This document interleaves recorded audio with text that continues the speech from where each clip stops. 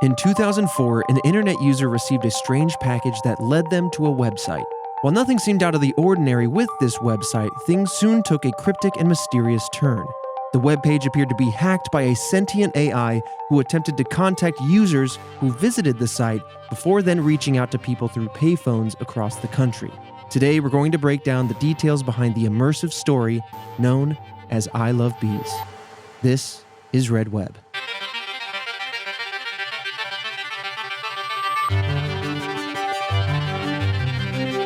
Welcome back, Task Force, to another episode of Red Web, the show all about mysteries and the unsolved of this world. Fredo, I watched as this topic settled into you.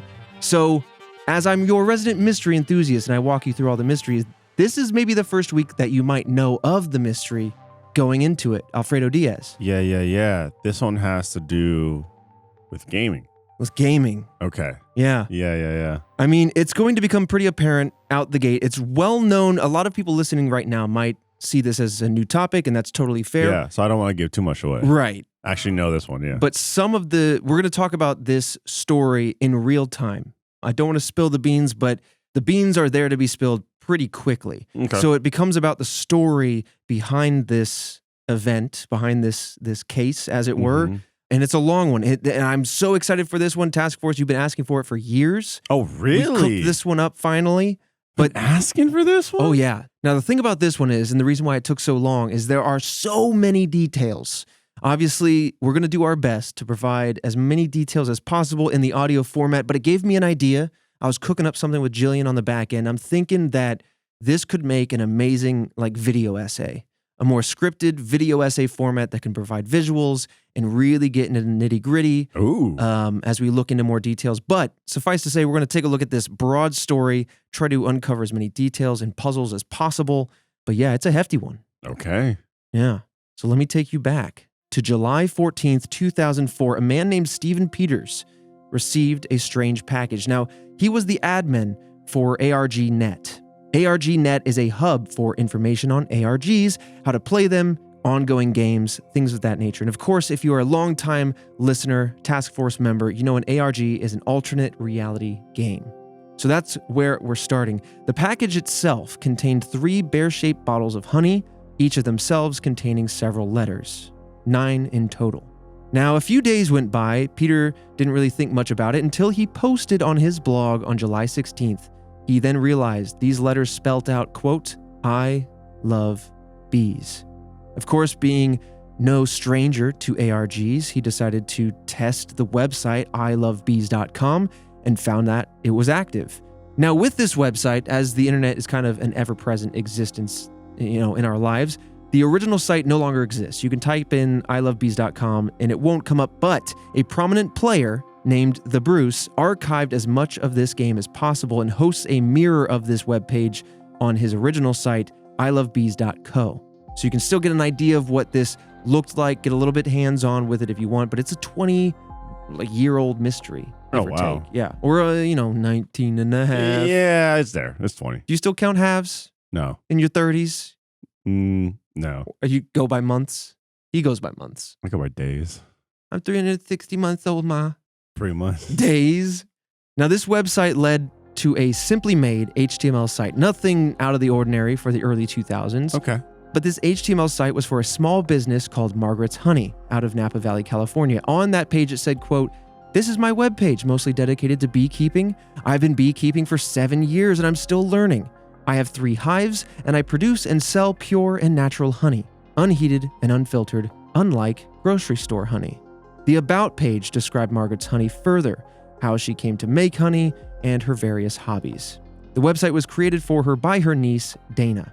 However, pretty soon after visiting this webpage, if not almost immediately, Margaret's Honey appeared to have some sort of problem going on. It seemed to be hacked in some way.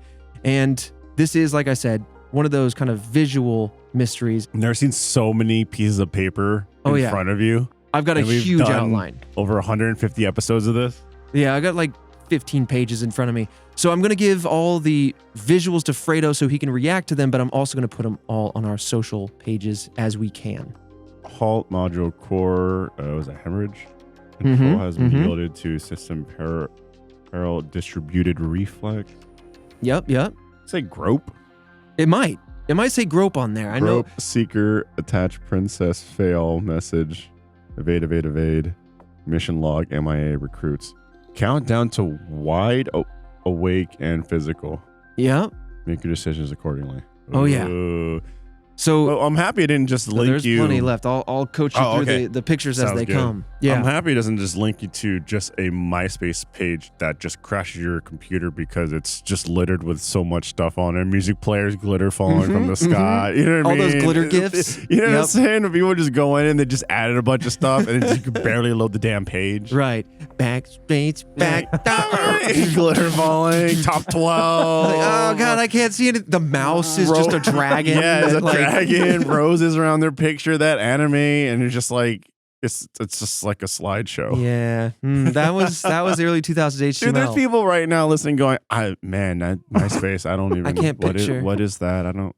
Either you never would have been in my top 8. Right. Either what is that or like, oh, I've heard of that. I've heard of that. Oh my. Just like we've heard of floppy disks. Even before MySpace, Friendster. No, I was never on that one. But you know of it. But I know of it. Yeah. So I relate to the I know of MySpace. Oh man. Yeah. Okay, so as you're seeing, by the way, this is just an aside for you and me, Fredo, and we're gonna leave it in for the task force. The first you mentioned my papers, you mentioned my outline. I printed this out. Somebody was working on a project. I scooped up. The first 2 pages of this outline are on iron-on paper, so I can make them into a shirt. What? You see how vibrant they are compared to the other pages? Yeah. How does that even work? I don't know, but it's iron on paper, silky smooth, and so it's super silky. Yeah. So I had this idea, and this is why I wanted to. Bro, it's like some kind of wedding invitation type stuff. Yep. Whoa, it's got like a weird. Oh, don't peel it yet. Almost like you can peel it. Wait, you can peel it? Oh, I think you peel it so like you can and then stick it on and then peel the back off, and then it's on your shirt. That's how they do it. Wow, shirt technology wild. It might iron on backwards, but here's I wanted to bring it up because I want a task force member to have this on a shirt. Oh my God. So exclusively for our firsties, our first members, redwebpod.com/first. Sign up to support the show. It's our best way to support us. It's like our Patreon. Yep. You get this show ad-free. You get some bonus content. I want to film us ironing this onto a shirt, and then kind of like a micro ARG, I'm going to roll a couple of dice to figure out a random number. And the person that comments that comment, right? Like, let's say I roll 12. Oh, okay. The 12th comment. I said rolling dice. We'll get craps? the shirt. Well, we could roll craps. Just you and me, just on the side. But yeah, then, so anyway, I want to make that into a video. We'll post about it. And then, comment on the video if you want a chance to win the mirrored version of my first 2 pages of this outline on a shirt. That's wild. What a one-of-one product. Yeah, that's really cool. We'll sign it or something. That's so random. Anyway.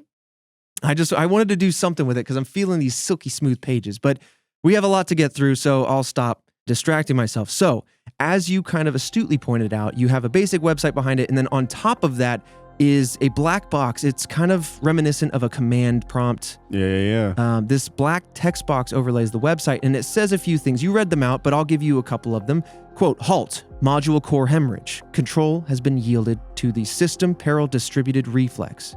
Below this text was a timeline with multiple phases, with the first ending on July 27th, 2004. So we know now that we are in supposed this phase 1 period. And on July 27th, 2004, it says this is when, quote, network throttling would erode. Now in the background of this webpage, the background's mostly white. There is a hidden text that repeats over and over. And this text is in white. This is that old HTML trick where you do white on white. So it's like hidden message. If you highlight, you happen to see it. I stumbled into that myself. But what it says in this first phase, it says, seek the truth, behold the truth, reveal the truth. That is the law and the whole of the law. And it repeats that over and over and over like The Shining. All work, no play makes Jack a dull boy. Now this black text box updates as the various phases go on. This text box stays, but the language and the countdowns within it shift subtly. So now we got to remember that this started with Peters, the ARG net guy. Pretty quickly, he's assuming that this is in fact an ARG, an alternate reality game, since it was sent to him specifically and him being the admin of that site. Yeah, it makes sense. You want to get someone's attention, or you want to get the attention of the community. Right. You go to the person that admins the site, easy peasy. Right. Trickle down gameonomics. Yep. Right. It's also similar to many others that he had worked with in the past, and so he's picking up on a few trends here. Then again, remember, we're going to walk through this in real time as the people interacting with this ARG are experiencing it. We're going to unveil it that way. We're not going to, play the end cards right away. So as far as he's aware, it's some type of ARG, but he has no idea what it's about. He has no idea the story that's about to unfold. That's too early. And what the purpose might be. Yeah. So all he knows is that he thinks it's an ARG. Now, he liked the way that this game started off with a package sent to him with this mysterious website. He kind of liked the intrigue with the hacking. And early on, he came up with the name Spider, SPDR, in reference to the System Peril Distributed Reflex. So he kind of went off of that to call it Spider. With many ARGs, the first step is to check the owner of the domain, the website. And in this case, it was Margaret's House of Bees. Looking closer, there was also a phone number associated with the company that owned this website. And when you called this number at that time, it went to the voicemail of Margaret's niece, Dana, who obviously by the About Us section is the niece, but also the person who helped set up the page for Margaret. Clicking on the website's various menu options revealed even more confusing information. Each of these pages appeared corrupted, with the text all over the place, cryptic messages appearing, and code mixed in with the promotional information regarding Margaret's honey. Under the links section, there was another phrase stating "Axons go hot" with a countdown to August 24th. Beneath the black text box, the owner of the site asked for help and pointed to Dana's blog, ilovebees.blogspot.com. I do believe this is a still active web page, and so since we are, familiar with internet mysteries, I'll give the old caveat. It's an active web page. Head over there if you want. Just be careful on what you click. That's, the old early internet days. Yep. You don't go downloading stuff. Oh. You wouldn't hijack a car, right? So you wouldn't download a movie illegally. But I would download a car. It's true. Come on now. $10 ticket versus a $30,000 car. I'm going to download a car. $10 ticket. At first, Dana was so confused and scared of what was going on with her aunt's website. Players reached out to her and her Aunt Margaret's email to offer help. They left comments on her blog with things to try and various levels of advice. As time went on and Dana learned more, you could find out what was going on with I Love Bees via her blog. Dana's bio stated this, quote, "In early July, an AI named Melissa crash landed, badly damaged, onto the server that hosts my aunt's website. The AI tried to orient and repair itself. The result? It turned I Love Bees into a holy mess. Melissa, aka the operator, used to run communications on a ship called Apocalypso. The ship's purpose? To spy on an enemy known as the Covenant." Bam! There it is. Woo! Sorry. He knows what it means. Half the people at home went, huh?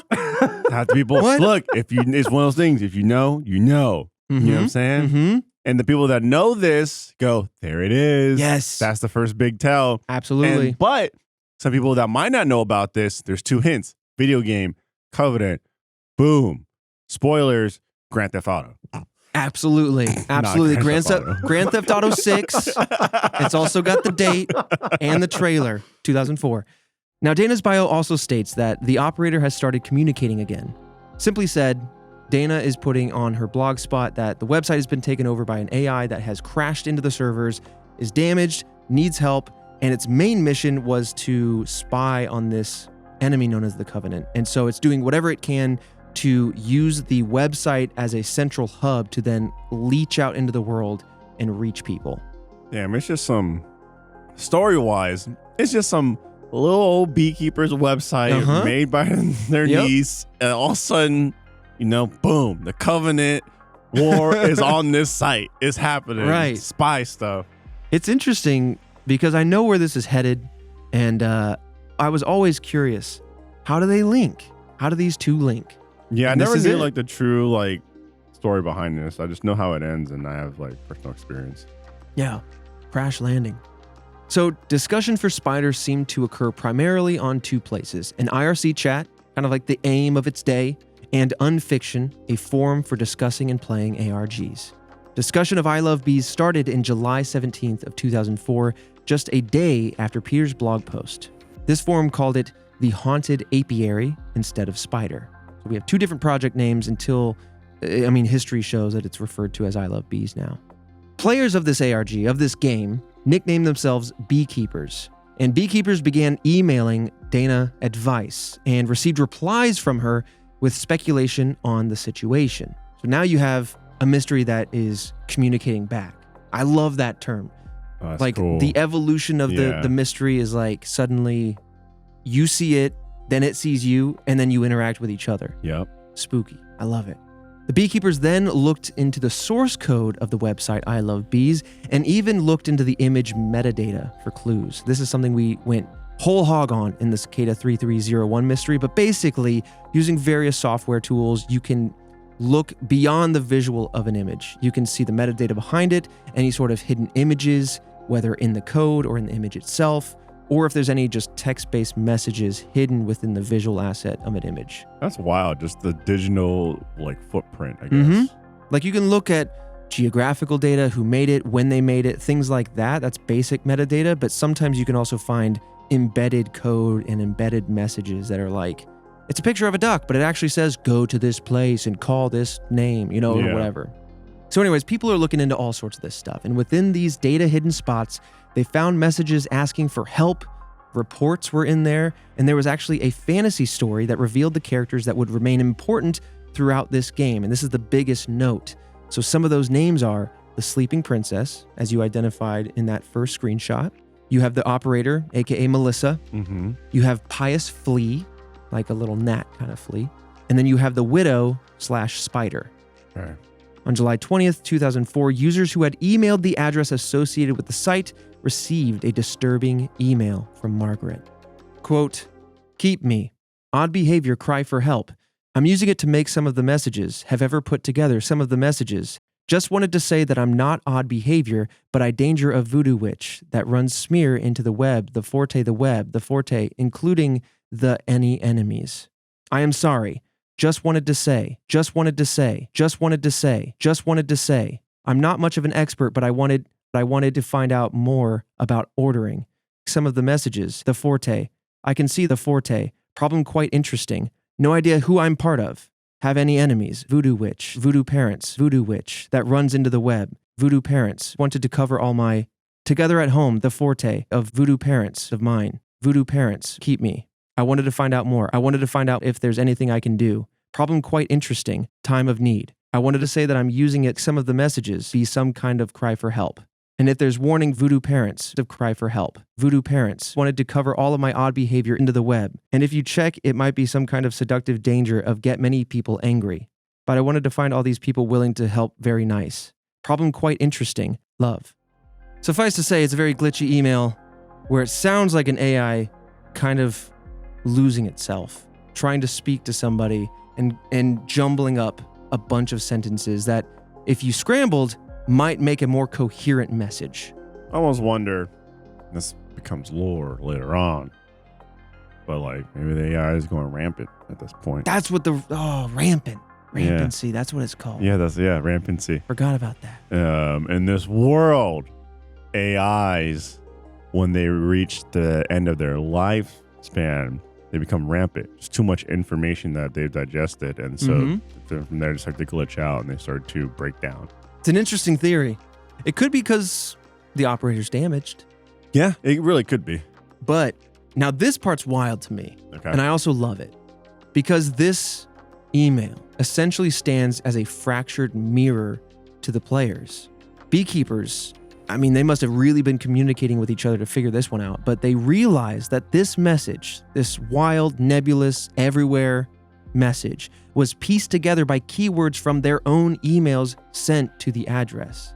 So when it says just wanted to say over and over, when it refers to voodoo a lot, when it talks about wanting to find out more, these are all phrases that people have sent this sentient AI, and it used all of those. It back. It just sent it back. Whoa, that's cool. And tried to recontextualize it to say something different with their words. So the thing about this episode is that it just covers a genre that's very near and dear to my heart. And I'll talk more about it because I don't want to give stuff away, but I have a lot of connective and emotional ties to this. We're close to the review. Which we're close. But I also never knew the full length of the ARG. Mm-hmm. I just knew essentially that it existed Right. and what it led to. Yeah. So it's really cool actually uncovering the full story here. Oh yeah. Yeah. And there's a lot. And it's like I was talking a lot with Jillian too, and it's tough to not cover every single detail, but we would be here genuinely for like hours and hours and hours. Yeah. There's so many puzzles and we details. just cover, Red Web Task Force, Right. we cover the surface. So we're gonna break things down. We kind of like dip our toes in it, and we're just a really good podcast in terms of like, hey, this little thing exists. Here's a little slice. If you like more, right. We'll always open up the there. gates. We have references at the end of the podcast that we can point Task Force, you too, if you want to get more tangible with it. But let me summarize this relatively broken email, what it's attempting to say. The email conveys that some kind of entity was trying to communicate through I Love Bees and needed help. Kind of reaffirms kind of what we already know. But again, the beekeepers, the puzzle solvers at the time, this is all they had. Now at this time, beekeepers were suspecting that this could be related to the video game known as Halo, as the enemy in that game was known as the Covenant. They were an alien race.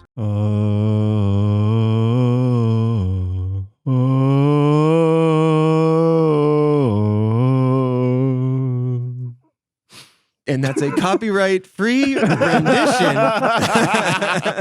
Transformative use. So a lot of people knew that this was coming at the top. A lot of people might not have known this. Now, I'm not referring or, confirming this way or that way, but again, unfolding this game, this ARG in real time, this is when people really started to wonder, does this have anything to do with this, at the time, extraordinarily popular single one-off video game, Halo Combat Evolved. Yes, it was sir. literally the game that sold the Xbox. Yep. You had, that was what put Xbox on the map. When Nintendo, I don't know if even Sega was still around at that time, but you had Nintendo, Sega was in the consoles, and then you also had PlayStation was huge. And don't forget Microsoft Dreamcast. Dreamcast. S tier. I love it. They're the biggest one still. Wait, what? They're gone? Wait, who did that? Sorry. But Microsoft entered the game with the Xbox, and everyone was just like, oh man, it's a huge controller, gigantic looking console, and there was this little game called Halo, which just sold.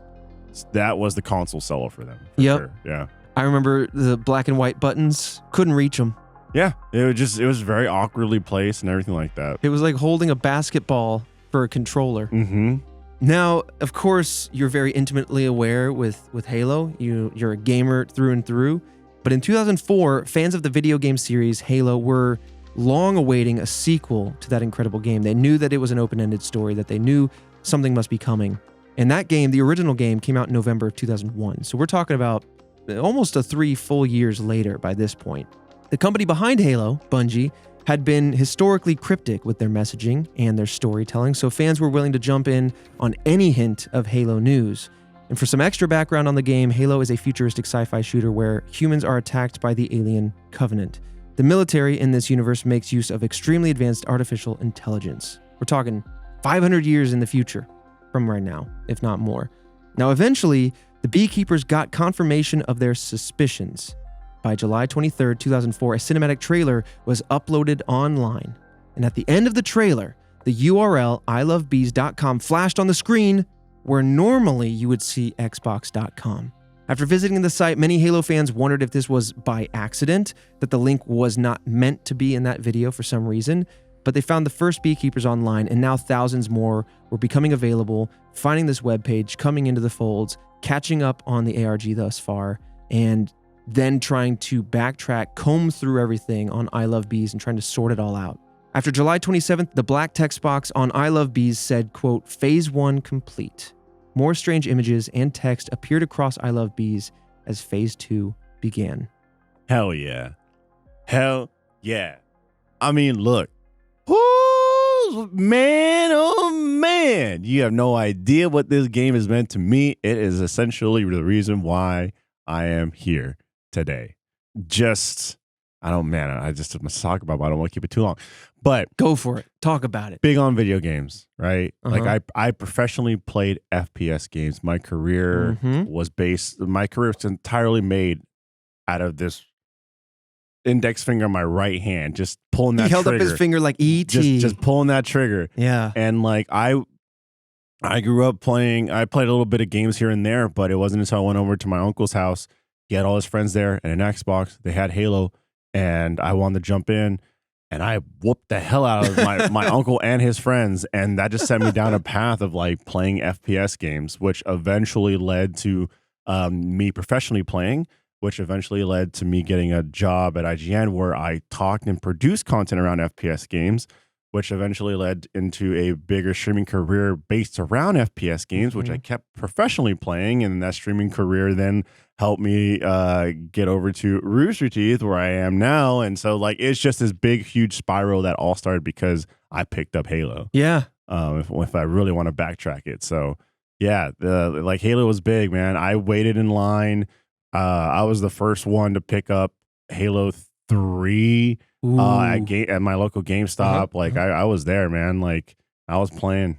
Yeah, for sure. It's wild, dude. I think the butterfly effect of Halo's existence is tremendous. Like in our personal lives, we can't undersell it, right? I fell out of gaming for several years. Like I grew up, played PlayStation. My cousin had the Nintendo 64. I eventually saved up enough money to buy a GameCube.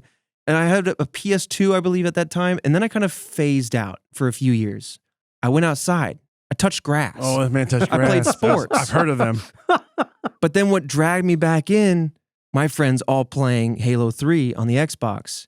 Double XP Weekend, Griffball, which was a Rooster Teeth made thing, by the way. Yeah, Halo, I mean, essentially, like put this company together. Right. And so that got me back into gaming, which turned me down an avenue of content creation where I was like, how can I make funny, enjoyable content with games as the medium? That then eventually led to my job here. But then for both of us, this company wouldn't exist without Halo because of Red versus Blue. Yep. And so it's amazing, again, the butterfly effect that this one game has. Exactly. And you can't undervalue just how feverish the fan base was. Like how it was such a good game, so innovative for the time, but also just how much people loved this thing. Yeah, that's how I met my best friend in freshman year of high school. I had a Halo championship like tournament DVD that I just brought to school for some reason and put it right at my desk along with my papers and my pencil. And then like this guy sat next to me named Tim, who I'm now friends with for 19 years, co-owner and host of Kind of Funny Games. But like he was like, "Oh, Halo, huh? Like you play Halo?" And then the rest was history. You knew what you were doing. That's like your business card. You put that on the desk. I was like, so people know how to measure you. They go, oh, it was kind of a stupid way to like go into high school, but I was like, I'll put it on there, and then if anyone likes Halo, we can talk Halo, right? And then he just so happened to be like, oh, no, Halo, my friend plays Halo, so yeah, it's wild. So all that is to say, I mean, a little personal history there that you get task force, but also it's really to fully paint the picture of just how exciting and interesting and compelling this ARG was at this juncture. At the end of phase 1, beginning of phase 2, this is when Halo fans are starting to catch wind of it. Yeah. It's made an official connection to the game. You have ARG lovers, people that like ARGs, just like fans liked Halo, all coalescing into this really, really fascinating setup for an ARG, which then again takes us into the next phase. But yeah, before we move on, I'm talking about my friend of 19 years, Tim. Tim Geddes. Let's name drop him. Yeah, Tim Geddes of Kind of Funny. He will come into play later into this story. Wait, are you serious? Yeah. Okay, so we did the research outline, and this is the first time he's flipped the script on me here. Yeah, this is, dude. Okay. I wasn't kidding when I said I had a lot of ties to this. Oh, and so, man. Oh, that's cool then. No, he will come up again and plays a little bit of a part of this. Okay, my brain's trying to rack itself, trying to figure out. Okay, we'll get into it. I'm very eager for that moment, so stop me when we get there. But, of course, now, entering phase 2, this is kind of the gameplay phase after the discovery phase. So within the hacked pages of ilovebees.com, beekeepers, and by the way, I just love that that's what the puzzle solvers are called, the gamers are called. Yeah, Beekeepers is just so good. They were able to find clues about the story. Other changes would occur randomly across the website, as I kind of mentioned earlier, but an update to the site listed 300 total websites, which included matching key phrases that, if identified properly, expanded on the story further. Again, this thing goes deep. There's a lot of visual details that are lost to time. Some have been archived. So I recognize I'm a little cursory glance here, kind of skimming across the waters. But essentially, the AI, Melissa, aka the operator, was looking for help on the web, and the spider is an automated system attempting to repair Melissa. These are the story beats that people figured out through these 300 extra web searches. A childlike AI, the sleeping princess, was hiding codes and riddles within the website of I Love Bees. Spoiler, without kind of actually spoiling anything, these were fragments of Melissa's consciousness, as it turns out. There was also a mysterious enemy AI called Pious Flea that infected Melissa. We won't go into the details of the story since there are simply too many details to get into, but we'll cover the gameplay portion and at least one example puzzle, one of the simpler puzzles to explain that the beekeepers kind of had to address and answer.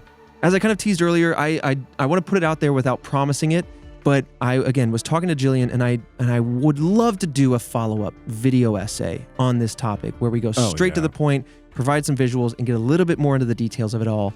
But that is a kind of format that Christian and I are working to budget out full transparency for 2024 as a thing that Red Web does. If you guys, Task Force, if that sounds interesting to you, mysteries done through the form of video essay, please let us know, because I'd love to do that kind of stuff. Now, for those wanting to get hands-on, as I mentioned, we're going to include all the sources that we used to pull this all together at the end of the episode, as well as on social at RedWebPod. Now, Dana's blog that I mentioned earlier updated beekeepers on her findings and essentially contextualized and summarized what had happened in-game. I'm not referring to Halo, I'm referring to I Love Bees, this game. The updates helped provide what beekeepers needed to do and named players who solved puzzles or helped push the story along. That's cool. Very cool. Do you recognize like that in the community? Absolutely. That's sick. And it has the same flavor of what early Xbox did with the achievement system. Oh, really? And with like Halo 2, especially going into Halo 3, your achievements, your efforts manifested in how you were able to outfit your character. And so to me, this is like the reward for effort is in that same vein. So I love that kind of like recognition. a light testing bed. A little bit, yeah. Yeah. So people seeing their names come out there, they're like, oh, I need to solve something. And so people got really invested. Stokes the fire, man. You want to be one of the people that's on that mantle. Dude, I wish I knew about this. I would have been all over it. You would have been all over it. I would have been like, 100%. Mom, put the phone down. I'm going on AOL. Yeah. I'm on. Stop talking to Aunt Beth. I need to figure out what's going on with the bee. You've got mail. Mom, the bees, Mom. Now, players found out that Sleeping Princess had hacked into Margaret's email, remember the owner of the honey, and would send cryptic messages to players. This answers the strange email that I attempted to read earlier was not from Margaret herself, but instead that was the childlike AI, Sleeping Princess, again reflecting that back in that kind of cracked mirror sort of way. Now, on August 10th, the Phase 2 countdown ended, which expanded the hacking of I Love Bees even further. It said, quote, Phase 2 complete, the medium has metastasized. It also said, in Phase 3, things would get, quote, wide awake and physical. There was even more text throughout the site, in the code and embedded in the images. A list of 220 coordinates with time codes appeared under the links page. This would later shift down to 210. At first, players feared these coordinates were actually their personal locations because remember, as they figured out puzzles, their names would show up. So now they're thinking, it's just messing up and giving back personal feedback. Right. Personal information. And it's too much credit. Don't dox me. Yeah. But instead, there was an unfiction player who quickly pointed out that these coordinates led to a public place. Now, this isn't the modern internet. You can't just go plug in the coordinates into Google Maps and then plop it out. So it took somebody with a little know-how to actually figure out where these were. Mm-hmm. And then they assumed, right? So these are public places, all these coordinates. Players then assumed that they were likely payphones in these public locations. There was still a ton of debate on Unfiction as to the meaning of these locations and the dates and times. I love the debate. I love that people are getting eager with it. And maybe I got hindsight. But when ilovebees.com shows up in the Halo trailer, just even for a flicker. Right. And when like two things kind of coalesce here, payphones, coordinates, public locations. Again, no Google Maps, can't go zooming in. It's amazing to me that there is a debate. I'm curious what the other side of the debate was saying. Yeah, because it just seems like it's the most legitimized ARG, right? You have a huge reputable company, and essentially at this point, it's like, oh, okay, this is like a huge marketing thing. People are getting involved. What is it going to lead to? Maybe a trailer. Oh, we got a trailer. Oh, the trailer confirmed that it is in association with. Well, like, maybe it was an Bungie. accident. Right, but it's That's just like one argument, It's like it's right? just so weird. But I guess early in it, internet, and so like more so now it's like hindsight. Yeah. But yeah, I mean, like it's very how like way back when it's like Stranger Danger. Early internet was like, oh, Stranger Danger again. That's true. It's like another That's wave true. of Stranger Danger. So we got I to guess put ourselves like, in that 2004 mindset. yeah, so I guess it's just like, okay, well, like, is this super legit or is this like, is this a virus? Yeah. Attack, That's true. And also, and that's the reality of it too. You're totally right. Is that, okay, these are coordinates that you can access. Like maybe you don't go stomping out there just yet. Yeah. So August 24th, now the phase 3 timer ends. We are quickly now through the phase 3 and the payphones start ringing. The first one, I don't remember where exactly it was, but it went off at 6:07 a.m. local time, wherever that phone was. And throughout the rest of that day, all the payphones began kind of going off. This was the beginning of phase 4. And for now, all the phones were relegated to the United States. But soon, they'll leap over to London. Ooh. Oh, yeah. Yeah. See, he knows too much. He knows too much. That's all ringing a bell. I wonder, like, because I just don't remember, but like, I mean, I guess you're just ringing random payphones. What if someone just answers? You know what I mean? Like, I mean, this is like a Halo quote, but like, do you just like, does someone, do you just answer the phone and it's just like, wake up, John? And it's like, I'm Ken. What's up? Wait a minute, is this Morpheus? I'll come with you. Yeah. I'll take the pills. Yeah, like what if it isn't, you know what I mean? Like a fan Yeah. of the game is like, I don't know who John is. I'm Ken, bro. Like John's not here. I'll just be straight with you. John's gone. That's a great question because when a beekeeper would answer the payphone, they had to respond to the voice of Melissa and provide the correct answer to a question. If they didn't have the correct answer, I assume Melissa would just hang up. So if you said, no, I'm Ken, dude, and they go, click. Damn. Could you imagine, though, if you were a stranger, you just watched Matrix, early 2000s, you pick up a payphone, you go, maybe this is it. Maybe this is my Morpheus. And they go, wake up, Neo. And you go, I'm Ken. And then it hangs up. But then forever, you that's all you know of this instance. And so you tell your friends going like, I don't know, but I think I talked to Morpheus. Right. But also I found out that I'm not the main character. So. Right. I might be a program. Not even a side character. So I'm back in. Oh my God. So only players with knowledge of the game could answer the questions. You couldn't simply just go, I know of ilovebees.com and then answer it. You would literally need to know a little bit about the story. For example, one of the questions was crew member. What is my nickname? To which the correct answer is operator.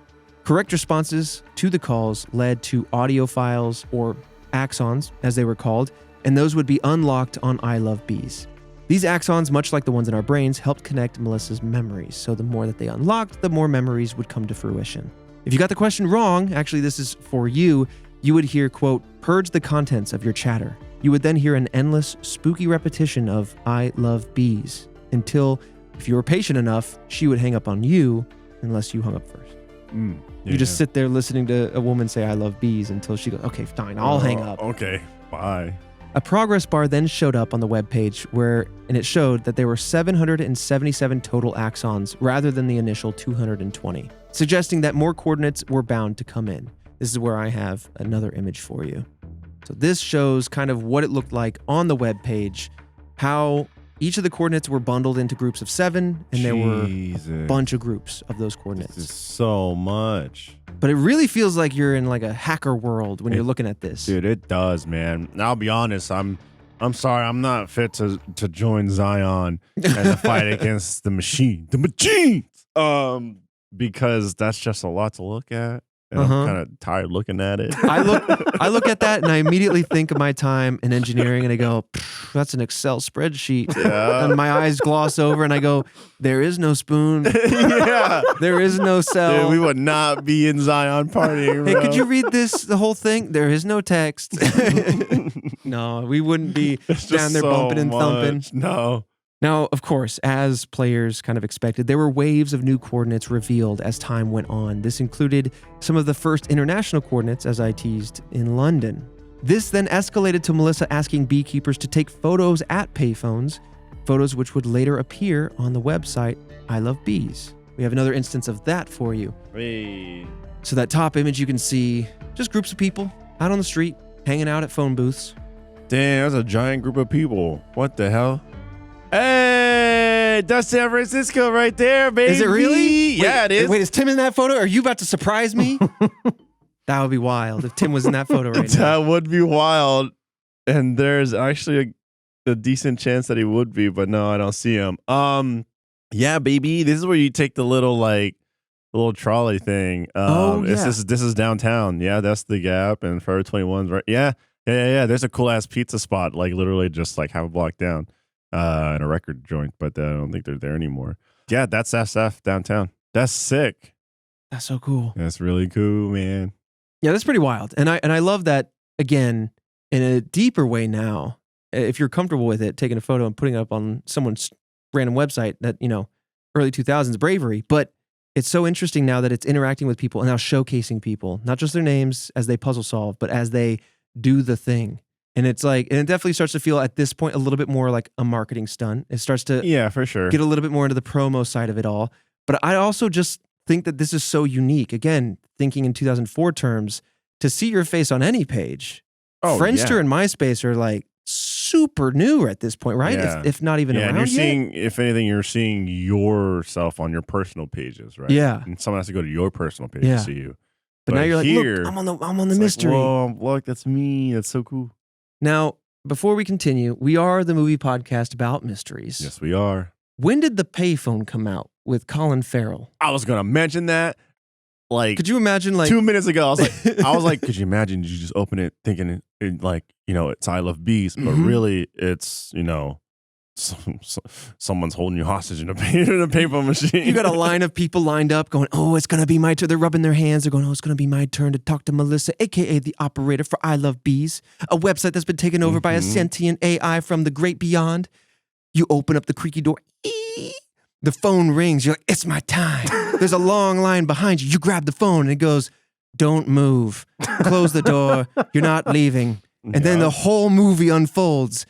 And you're like, guys, wait, I need help with this. Isn't the thing. This isn't I Love Bees. They're like, get out, man. There's a weapon trained on me. Talk to Melissa. Yeah, I can't. If I hang up, it'll take me.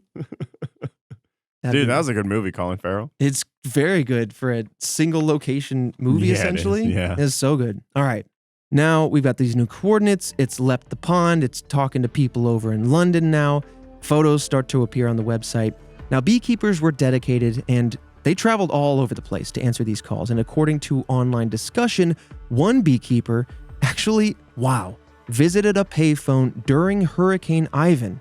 And it was so dangerous to the point where the voice actress for Melissa, this is another fact that blows me away. These weren't recorded voicemails. These were people on a phone actually calling and acting as these characters. That's cool. That makes more sense. Because I'm like, well, the tech is crazy. Or it's automized on these payphones and stuff. Like that's okay. That makes more sense. That's pretty cool. Now it got so insane that this person out there in Hurricane Ivan's going, hello, that the person doing Melissa's voice broke character and told them to go inside to safety. Like that's how dedicated some of these beekeepers were. Dude, that makes sense. Tim and I, when we worked at IGN, there was a marketing thing for Mass Effect 3. And they had and they did this in San Francisco where they just launched early copies of the game weeks early.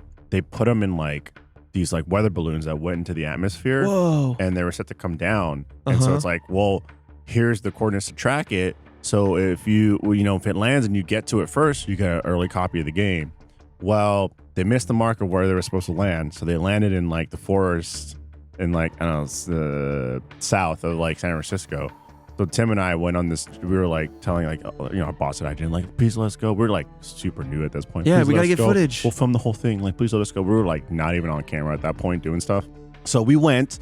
And we documented, and every hour we sent in the video footage of hey, we're on the road. Hey, we're tracking it. It's here, and we're here. And then we were like, oh, it seems like it's in the woods. So we're here we go. And then so we go into the woods and we lost service. And the last message that we sent to them was like, it's just Tim and I in the middle of the woods going, we don't know where we are. We just kind of know it's this way, we think. Anyways, Alfredo might have poison ivy, but we'll check back in later. 6 hours later, they didn't hear back from us. So we're just like, great. We sent the young idiots to go get this game, and now they're dead. But it landed super high in a tree, and then did you find it? Yeah, we found it, and there was a ton of people that came over there too. And so it was like I was talking like the top of a tree. You ever see ants though? To climb on each other's shoulders. Huge. But we were all rallying together to try and get it down. But essentially, some of the PR reps came and like, guys, this is dangerous. We're gonna get all you guys' information, and we're gonna get you copies of the game early. But please leave this alone. Because essentially, they tried and it kind of messed up. No, it was taken down. Someone got it down. They took the whole tree down. Yeah, they did. Dang. But that's where a marketing thing where they went, it didn't land in the right spot, and now it's getting unsafe. We gotta look. We'll get you guys copies of the game. Just go home. I thought it was gonna go a completely different route. I thought gamers all over SF were gonna be clobbered in the head with early copies of this game. They sent it up into the air with balloons until they popped, and then they just rained down video games. I guess I'll play this. That is all online YouTube. that's if you want to see that's cool. Myself 8 years ago. That's wild. I love that you guys would have been the beekeeper. Well, it sounds like Tim was a beekeeper. We don't what know you're trying to tell me that we don't know that yet. We don't know that yet. And that you were a mass keeper, for Mass Effect, effector. They called them effectors. Yeah, I was an effector. Driving out, trying to find these games. But yeah, beekeepers were driving all over the place, hours at a time, to answer these phones. And by mid-September, the game itself, this ARG, seemed to be slowing down, according to Steve Peters' blog. This episode of Red Web is sponsored by Factor. Get started on your New Year resolutions with Factor. Factor's ready-to-eat meal delivery takes the stress out of all the meal planning and sets you up for success in the new year. Skip the grocery stores, the prep work, all that cooking fatigue, and instead get chef-crafted, dietitian-approved meals delivered right to your door. With over 35 meals to choose from each and every week, including options like keto, calorie-smart, vegan, and veggie options, and so much more, plus over 55 weekly add-ons, you'll have a ton of nutritious and flavorful options to kickstart your resolutions. Factor also offers loads of snack options like breakfast, smoothies, juices, snacks, and more to keep you going no matter what's on the schedule. I recently enjoyed a Factor meal just last night. Pork tenderloin with the garlic buttery green bean option. There was some cabbage slaw underneath it all. And it was beautiful. Every time I've had a Factor meal, it's convenient, it's nutritious, it hits my macros, trying to gain a little weight, a little muscle, and they're delicious every single time. And they're so convenient and so fresh.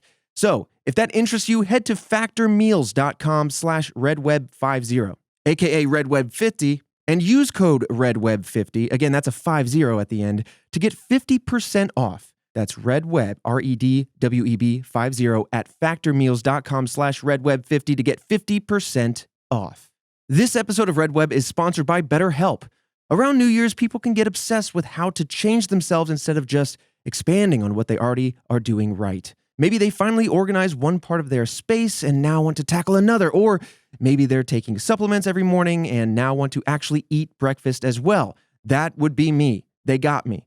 Therapy helps you find your strength so you can ditch the extreme resolutions and make changes that really stick.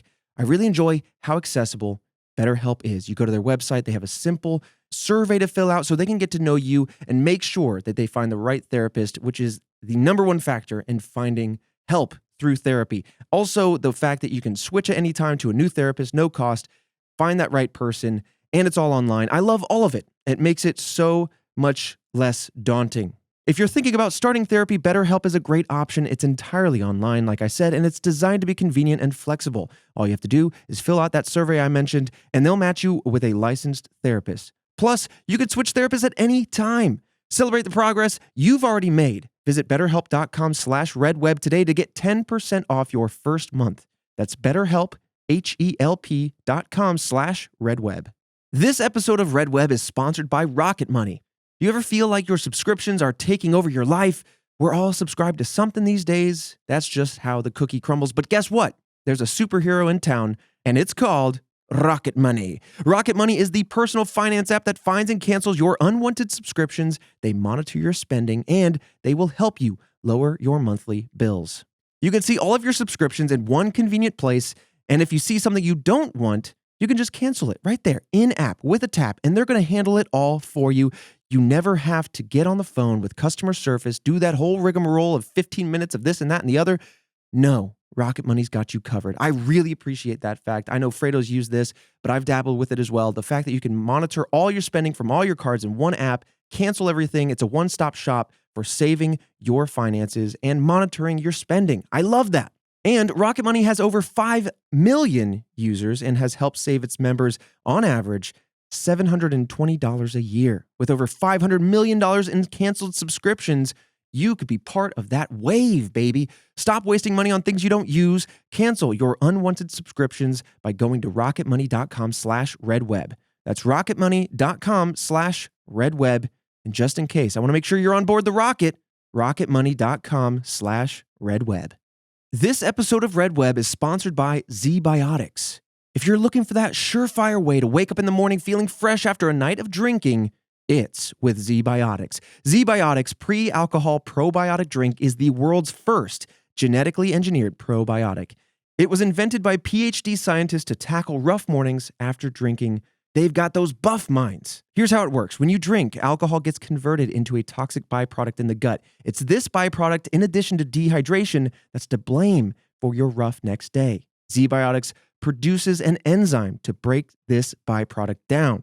Just remember to make ZBiotics your first drink of the night, drink responsibly, and you'll feel your best tomorrow. Task Force, I'll be honest with you, here in 2024, I want to form more sustainable and better fitness habits, both physically and mentally. And this is not an all-or-nothing approach, but ZBiotics allows me to enjoy nights out in moderation while working towards these goals. Go to zbiotics.com/redweb to get 15% off your first order when you use RedWeb at checkout. ZBiotics is backed with 100% money-back guarantees, so if you're unsatisfied for any reason, they'll refund your money, no questions asked. Remember to head to zbiotics.com/redweb and use code RedWeb at checkout for 15% off. Thank you, ZBiotics, for sponsoring this episode and our good times. On September 21st, though, all 777 axons had been unlocked, yet more were added. Oh my God, they're really drawing it out. Oh, yeah. And 7 is a huge number for Halo. They have so many 7 references. Yeah. So to go beyond 777, that's interesting. Now, this is the beginning of Phase 5. This time, some axons were solved not by phone, but instead by correctly solving puzzles hidden throughout the website itself. Many of these locations were in the same places mentioned previously. You know, the About page, the Links page, etc. The same day when Beekeeper XN Bomb answered an axon call, something very strange happened. And XNB, as we'll call him, actually transcribed the experience that he had on the phone with an operator. It's going to be quite long, but bear with us. I think it's fascinating. XNB says on this phone call, this is how it begins. He says, "Hello." OP says, "Don't hang up. If you really are who I think you are, I must tell you something. But I'm still detecting strange connection hardware. It's getting quite suspicious and making it harder and harder for me to maintain this voice. I need for you to prove that you're one of my crew. What's my favorite game?" Hide and seek. And then XNB actually notates that he enunciated this since they still hadn't realized that this was an axon, that this was one of the puzzles, because this was entirely different than the other calls and the puzzles on the website. "Fine. It's the right answer. But how do I know you are a real person? You might be a recording. Prove to me that you're a real person. Since you know my favorite game, tell me what your favorite game is." Football. Not Halo, wrong answer. I'm just saying, like, could you imagine, like, I'll be honest, man, I would have fumbled the bag. Like, if I walked up, answered the phone, and I'm like, oh, this is next phase. I'll be honest, I'm not one of the smart ones. I'm not one of the smarter beekeepers. And so, like, they're kind of off duty right now. And so if you'd like to call back, I'll get one of the smarter beekeepers here. Right. That we could really, like, figure this out. He goes, "Oh no, I can't hang up." Okay. And he goes, "Watch this." And he takes the payphone phone and he puts it up, props it up, and then he does Orange Justice. Yeah, pretty much. And just start dancing. Does that work for you? So he answers football, but he himself, XNB, refers to it. He's saying soccer. And he gives a little, little wink emoji. So then the operator once again responds, and this is operator, if I didn't make that clear, but operator responds, Football. What's your name? XN Bomb. What's your rank? Colonel. You're a colonel. Are there people there with you? I'm sorry?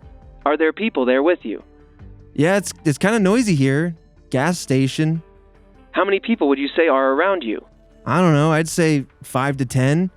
Can you describe some of the things that are around you right now? Well, let's see. Gas pumps, gas tanks, cars.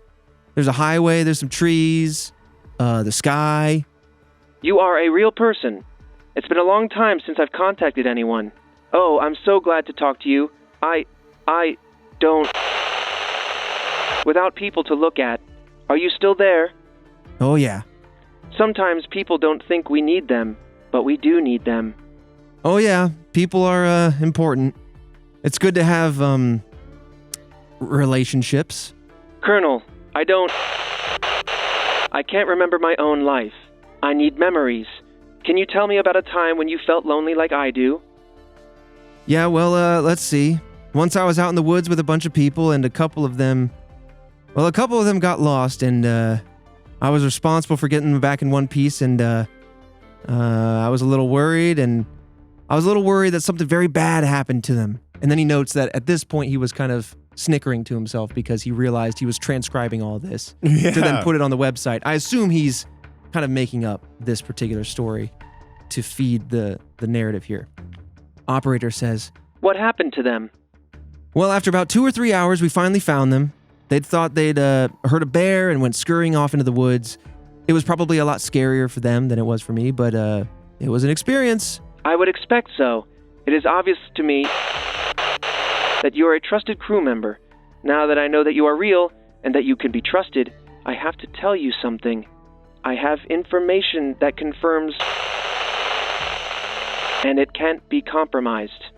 I can only reveal to confidence.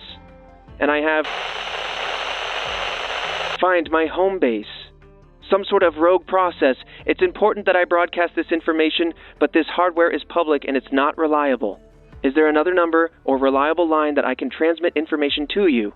Yes, I can give you my address. That's gnarly. That's gnarly. And then phone number portion edited out, as XMB says here. Are you still there, Colonel? Yeah, I am. Now you understand. In the future, I can't call you and compromise security, but I'll transmit once a week. Do you agree to this? Yes, I understand. Can you repeat the number, please? And then he notes that after this, she does not speak again. Again, the phone number portion was edited out. He repeats his phone number. He mentions address. I'm not sure if he gave that, but he definitely gave the phone number. And then he asked this. He goes, "Is that all?" Quiet.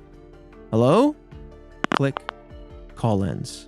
Other players had similar interactive experiences which led to unlocked audio files. And I would imagine that per this kind of phone call, that would be the memories being unlocked, because again, every puzzle is an axon released or connected, and then that releases a new memory.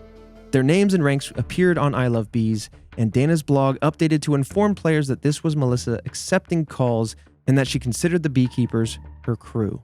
And if you put it back into the Halo terms, every major Marine ship, and we're talking about inner space now. The Marines have moved on, the USMC, they're flying these giant spaceships, and each one essentially has an AI counterpart to the captain. Yep. And so this AI, this Melissa, is referring to all the beekeepers, all the puzzle solvers as her crew, probably as a in-lore memory to the crew that she might have once had. Now, like I said before, the puzzles are extensive, but I did want to give one of the simpler ones just so you could get an idea of what these puzzles looked like, how they felt, and this one was interesting. I think this one was found from the clues when the site updated on October 8th, so it's quite a ways down. Within the file called cuteb.gif, the text, quote, "sounds like," was discovered. Again, like I mentioned, sometimes images can hide hidden messages in the metadata. Mm-hmm. They found the two words, "sounds like." Another file was uploaded called langshivel.gif, and within that was a long list of words that I'll give you a brief snippet of. underneath, without, over, behind, against, into, at, aside, inside, in, below, above, beneath, beside, after, under, around, etc. Basically, a very long list of prepositions that describe where something is in correlation to something else. They're all in that kind of family. Yeah. Now, one word stood out to people, and this is simplifying time a lot here. This is a riddle that people figured out, and it took them a long time to solve this particular riddle. And again, it's one of the simpler ones. Eventually, beekeepers noticed that the word upon was not in this list. It felt like a word that would fit this category. UPON, like upon something. You fell upon something, you sat upon a chair. And then someone with a bigger brain cell than mine said combining the text from cutebee.gif with this missing word would then give you a riddle. Sounds like upon. Players then answered with A_pawn. That was the correct answer to this particular puzzle and this junction. I would never figure that out. But it's an example of a puzzle that just took so long for people to understand. And in hindsight, they go, oh, it's so obvious. Yeah. But these are the caliber of puzzles we're dealing with. Damn, for these they axons. really went all out. Yeah. And so we had 777 phone calls to initiate the first axons. And then from there, we had more axons made available, but those were a combination of unique phone calls, standard phone calls, and then puzzles like this. So, I mean, this was really drawn out. Yeah. Damn. Long one. This would be the better part of a year for someone to kind of like be a part of. Now, moving on to the kind of end rewards, as it were. On October 26, Melissa destroyed the Sleeping Princess AI. But going back a few days, October 19th, a recipes page revealed a training exercise for November 4th, and it also had 4 coordinates which would lead to 4 cities: Austin, Texas, San Francisco, Chicago, Illinois, and New York City, New York. Yeah, baby. Dana provided alternate locations for folks outside of those cities as well. But those were the 4 major hubs. When beekeepers arrived at the locations, they had to give a code word to access the training. This code word, again, comes from all the story, all the puzzles kind of unfurling. But suffice to say, the code word for this event was, quote, "The operator left something for me." It's also worth noting that November 4th happened to be the day that Melissa stated she would be leaving Earth. So let's jump to November 4th. The last axons were uploaded to I Love Bees on this day. All of the beekeepers with their code phrases went to the coordinate locations to see what was in store for them at these locations. Altogether, the axons revealed an audio drama of the background of the entire ARG, and that was given to players in a random order. Players who went to the last 4 coordinate locations were able to then play Halo 5 days before it was released to the public, which sounds super cool. Could you imagine? Man, I mean, you know it's attached to Halo at this point, but you're like, on this one day, the ARG ends, Melissa leaves Earth, you get finally all this broken audio for months on end is reorganized into the audio play that I just want to listen to that now. That is the entire backstory to this ARG. And then, to cap it all off, the climax of this whole story, you're on location, boots on the ground, maybe an SF, picking up that controller. You can't reach the black and white buttons because you're only 12, but that's okay because you're playing Halo 2 5 days early. So that, yes, happened. One of the locations was San Francisco. Tim was, one of the people that was a beekeeper. That's so cool. And so he was telling me all these things happening, and I was just like, this is so above my pay grade right now. Like, he was the smart one. This is so wild. And then went to the location, which at the time was the Metreon. So it's just kind of like this multi-story, Metreon Zinthos. This multi-story like mall, but like there's just like a movie theater inside, and there's different like locations. So he went there and he got to play Halo early, but he got to play it in a movie theater on a giant screen. That's the way to do it. Yeah, which was awesome. And so like, obviously me being the super sweaty Halo player, when he came back, I was like, give me all the details, man. Is there like, the Ghost, which was like a Covenant like vehicle, kind of like a hover hover vehicle. Got little wings. It's got little wings on it, stuff like that.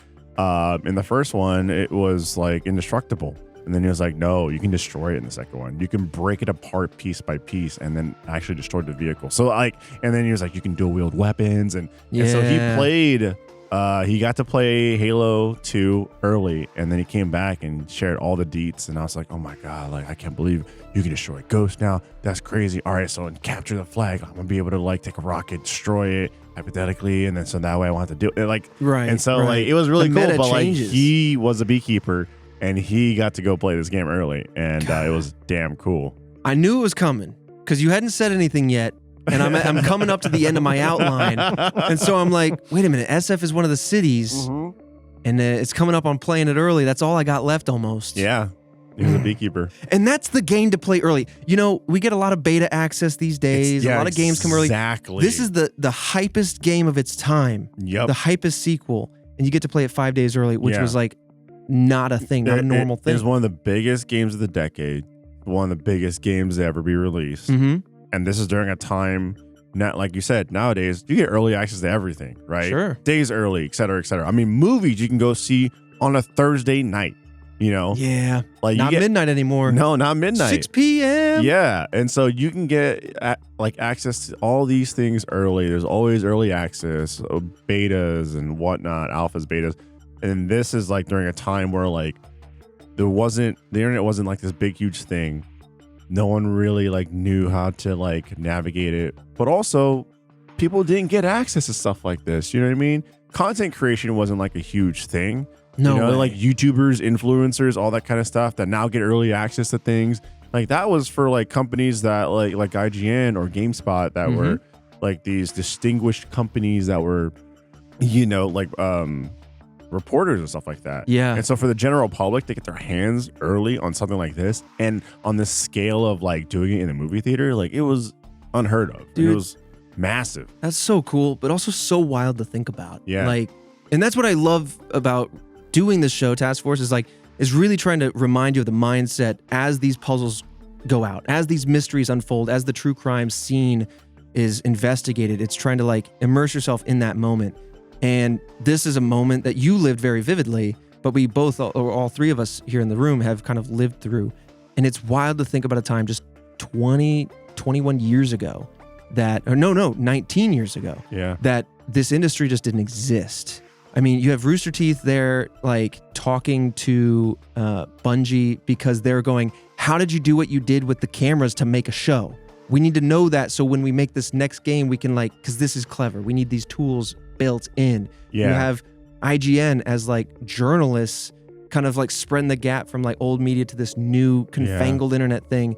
And I don't know, it's just so cool to like see this game really tap into like these emerging outlets and platforms and light up an audience in such a cool way. Yeah. I love it. And it's a video game. And it's a video game. Of course, like video games were huge during that time, but there's not as mainstream as it is today, right? Like nerd culture is so much more popular now. Oh yeah, comparatively to back then. Back then it was get outside. Why are you playing your games all day? Right, Why don't you read a book or play a sport? Like playing a game was very much like, oh, you're a nerd, and it wasn't cool to be a nerd. And not only that, it was just like something you did as a hobby. Unlike nowadays where we have careers based off of this. So like it's really, really cool to see the evolution of like certain things. Oh yeah, times be changing. And who runs the world? Nerds. Okay. Now we're a music podcast. So I'm very curious now, as I kind of unfurl the kind of other Fallout details of this ARG. Did Tim have what I'm about to talk about? Because people who went to these locations received final messages from Melissa, as well as a commemorative DVD, the contents of which can now be found on the Internet Archive. You can go look at what is on it, but I'd be very curious how many physical copies of I Love Bees are still floating around, and if Tim ever got one. Oh, I mean, if they gave him out at the event, he definitely like has it. Yeah.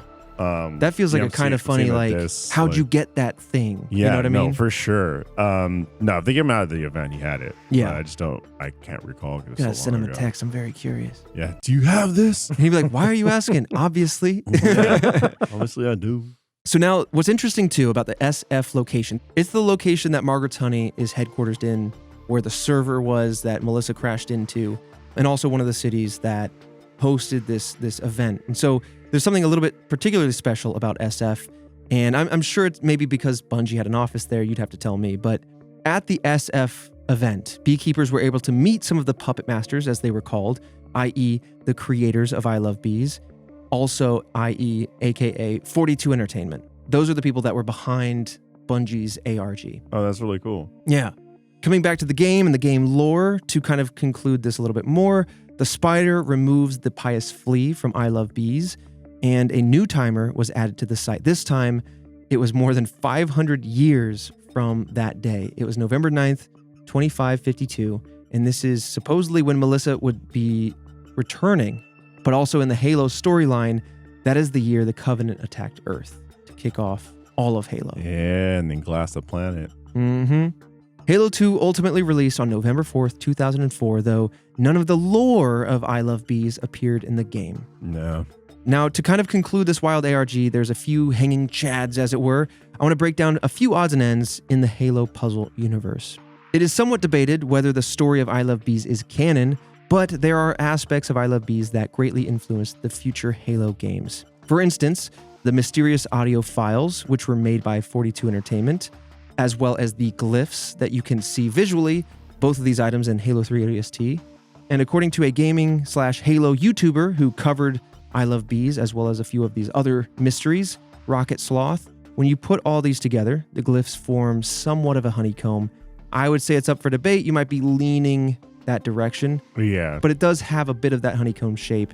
And this particular mystery was only solved recently, or I should say maybe resolved. Not solved, but resolved in these last 2 years, despite Halo 3 ODST releasing in September 2009. And I say resolved because, and I went back and watched Rocket Sloth's video, it's not that there's an obvious answer, but one of the things they do say is that it's almost like one of the more obvious solutions is that these glyphs were just something to make you go, huh?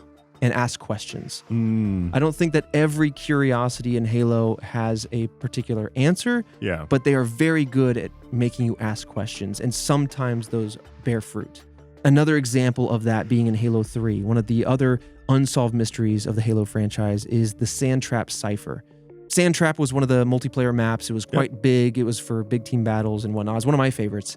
But in there, it's kind of like ancient Egyptian ruins in a way, but futuristic. And in certain spots on the map, you can see this vertical, kind of Rosetta Stone-esque writing.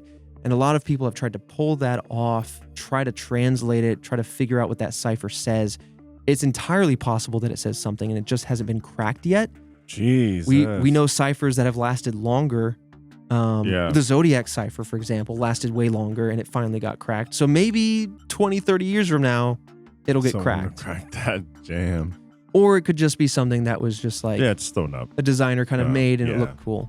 The website could be outdated, but there's some unresolved speculation on Firefly's wiki, which is a fan-made wiki for I Love Bees, basically trying to pick up some of the loose ends that this story left behind, see if there's answers to those.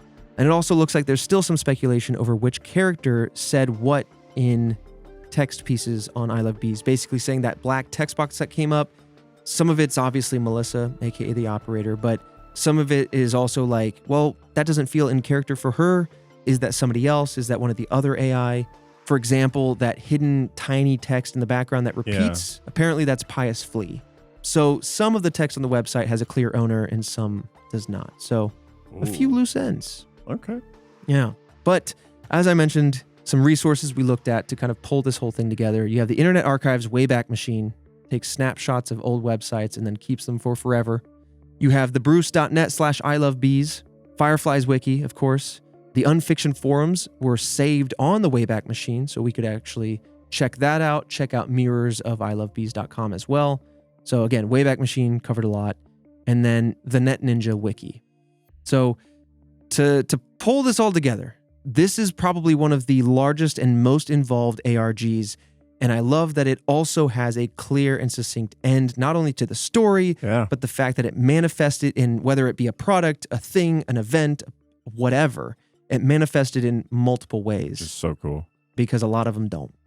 But yeah, that's great been payoff, man. Such a good payoff. It's one of those things that I really wish I could have lived through in the moment. Yeah. I was there and I said, this is too complicated for me, but I watched my best friends go through it. It was fascinating. and then it just culminated into this really cool moment. So yeah, Dang. well done. I love bees. I wouldn't have been able to solve these puzzles. No. I think I've been there for a few like smaller ARGs or a few things like Cicada where you're like, okay, this thing exists. Let me try my, nope, I'm out. These people that are figuring it out are brilliant geniuses, and I am just an observer of this wild universe. Yeah, I'm along for the ride. I'm not leading this train. I'll come to the movie screening. Yeah, I'll be exactly. there. But yeah, I Love Bees Task Force. Thank you so much for requesting this over the many years.